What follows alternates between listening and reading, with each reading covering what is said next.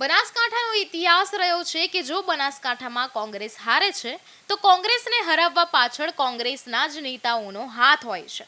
આ શબ્દો મારા નથી, પરંતુ બનાસની બહેન એવા સાંસદ ગેનીબેન ઠાકોરના નજીકના ગણાતા અને થરાદના પૂર્વ ધારાસભ્ય ગુલાબસિંહ રાજપૂતના છે, જેને લઈ બનાસકાંઠાના રાજકારણમાં ગરમાવો આવ્યો છે। ત્યારે શું છે સમગ્ર મામલો, તેની વિગતવાર ચર્ચા કરીશું। સાંસદ ગેનીબેન ઠાકોરના ગઢ બનાસકાંઠામાં તાજેતરમાં સ્થાનિક સ્વરાજ્યની ચૂંટણીમાં કોંગ્રેસની કારમી હાર થઈ અને આ હારની ચર્ચાઓ હાલ ઘણી થઈ રહી છે।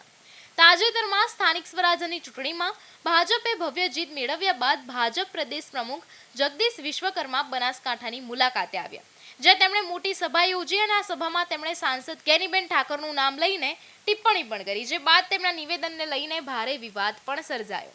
કોંગ્રેસના મોટા નેતાઓએ જગદીશ વિશ્વકર્માના નિવેદનને વખોડ્યું પણ ખરું અને ઠેર ઠેર દેખાવ પણ કર્યા, રેલીઓ પણ કાઢી, પુતળા દહન સુધીના કાર્યક્રમો પણ આપ્યા, તો આવેદનપત્રો પણ આપ્યા। ખેર, એ મામલો અલગ છે, પણ એ પહેલા પણ રાહુલ ગાંધીએ ગુજરાત આવી કહ્યું હતું કે જે રીતે રેસના ઘોડા અલગ હોય અને લગ્નના ઘોડા અલગ હોય, તેમ આપણે પણ હવે રેસના ઘોડા અને લગ્નના ઘોડાને અલગ કરવા પડશે। તો બનાસકાંઠાના સ્થાનિક કદાવર પૂર્વ ધારાસભ્ય ગુલાબસિંહ રાજપૂતે પણ કોંગ્રેસના એક કાર્યક્રમમાં જાહેરમાં કહ્યું હતું કે કોંગ્રેસના જ નેતાના કારણે હાર્યું છે।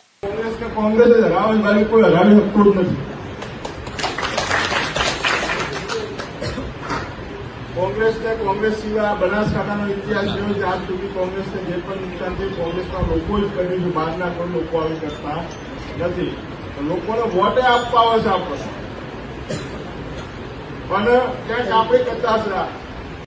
વિધાનસભાની ચૂંટણી પહેલા યોજાતી સ્થાનિક સ્વરાજ્યની ચૂંટણીને સેમીફાઇનલ તરીકે જોવામાં આવે છે, પણ આ વખતે સ્થાનિક સ્વરાજ્યની ચૂંટણીમાં કોંગ્રેસની કારમી હાર થઈ છે। ત્યારે આગામી સમયમાં આવતી 2027ની વિધાનસભાની ચૂંટણી બનાસકાંઠામાં કોંગ્રેસને ભારે પડી શકે છે। હાલમાં યોજાયેલી સ્થાનિક સ્વરાજ્યની ચૂંટણીમાં ગેનીબેન ઠાકોરના નામે પણ મત મળ્યા નથી, ના વડગામના ધારાસભ્ય જિગ્નેશ મેવાણીના નામે મત મળ્યા। પણ જો કોંગ્રેસને આગળ આવવું હશે તો પૂર્વ ધારાસભ્ય ગુલાબસિંહ રાજપૂતે જે કહ્યું છે તેમ કોંગ્રેસને કરવાની જરૂર છે।